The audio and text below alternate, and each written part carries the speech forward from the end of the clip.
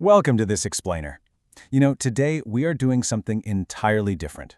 We are stripping away centuries of modern interpretations and those dusty, old dictionary definitions to uncover the raw, original power of ancient texts. As professional translators of the Pali Canon, and specifically, today we're looking at the Itivuttaka, we are purposely ignoring later Sanskrit, Chinese, or standard English translations. We aren't just reading this text, we are literally excavating it.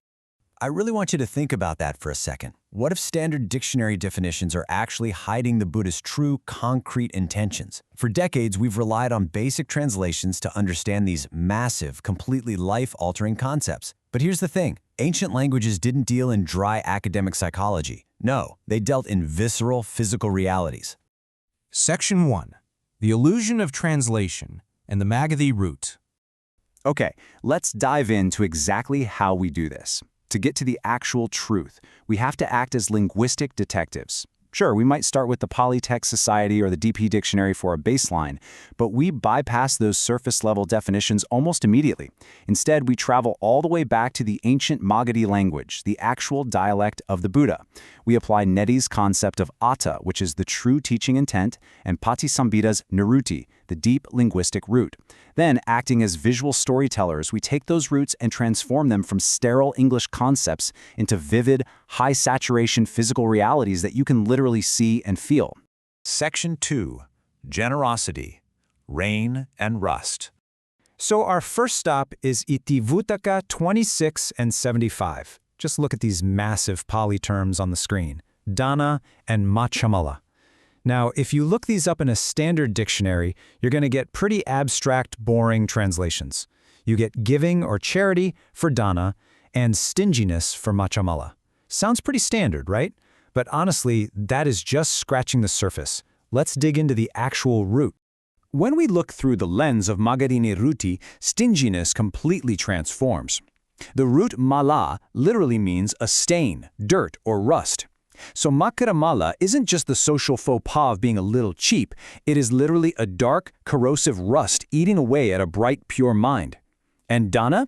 It isn't just dropping a coin in a charity bucket, it is the active, physical scraping away of that rust to achieve complete release. It's an intense, physical cleaning process.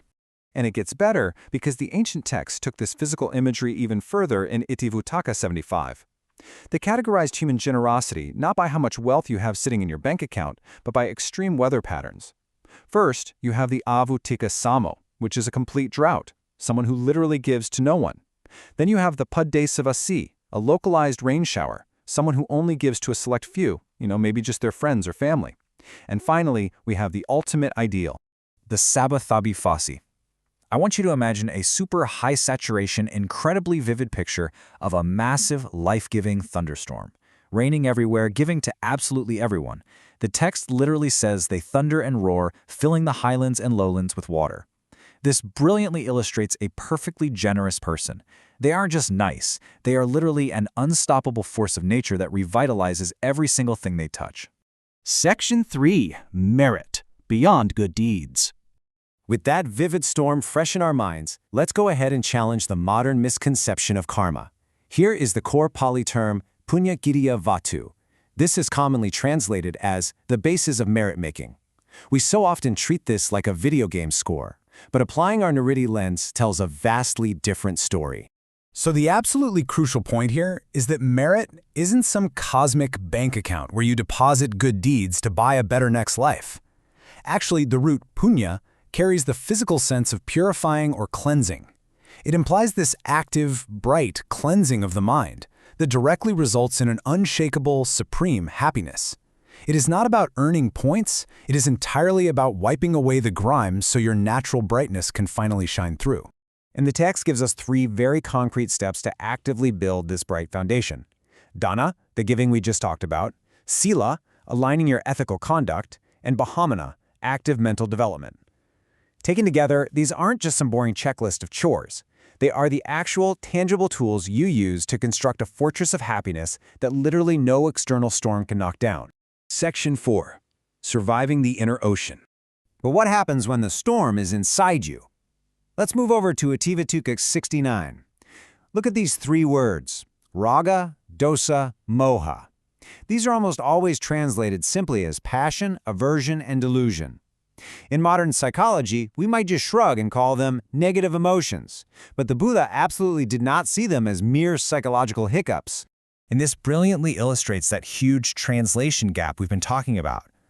We are moving from a boring, sterile, psychological term like mental defilements to a desperate, life-or-death fight for survival at sea. The text doesn't just say you're having bad thoughts. It says, if you haven't abandoned these three things, you are literally trapped in a violent, terrifying ocean. Just listen to the original rhythm of this Magadhi description. Samudram sawami savichim savattam sagaham sarakkasam. It translates to an ocean with massive waves, deadly whirlpools, fierce predators, and literal water demons or monsters. This is a dark, turbulent, incredibly high-stakes environment. This is what an untrained mind actually is. It is not just a little distracted, it is actively drowning in a sea of its own making, completely surrounded by the monsters of craving and anger. But then, we get this incredible contrast. When you abandon those poisons, the text says, Tittati Brahmano, you have crossed over. Imagine leaving that chaotic, dark, monster-filled ocean and suddenly stepping onto a highly saturated, incredibly bright, completely solid dry ground. You are finally safe. You are standing firm. That is the actual physical reality of enlightenment described in the original text. Section 5. The Power of Right View. So how exactly do we get to that dry ground? Well, let's introduce our final concepts from Itivuttaka 65 and 71, Samaditthi and Sucirta, right view and good conduct. Once again, these sound a bit like strict rules written on a school chalkboard, don't they? But let's run them through our Niruti root analysis to see what's actually happening beneath the surface. You see, right view isn't just holding a neat opinion or nodding along with the philosophy. Samma implies a perfect, harmonious completeness. It is a brilliant, blinding clarity that aligns your entire physical reality. When you possess this clarity, your body, speech, and mind naturally lock right into place. It's not about forcing yourself to behave, it's about seeing the world so brightly and so clearly that stepping out of line is like intentionally stepping right back into that monster-filled ocean. I mean, why would you ever do that? Which brings us to the ultimate question for you to take away from this explainer today. Are you going to stay stuck on the surface, living in the land of dry dictionary definitions and abstract concepts, or will you dive into the deep, ancient roots of reality? Because when we truly understand these texts as physical, vivid realities, when we see generosity as a life-giving storm, merit as a shining, clean mind, and craving as a terrifying ocean, we stop just studying ancient wisdom and we finally start living it. Thanks so much for joining me on this deep dive, and I will see you next time.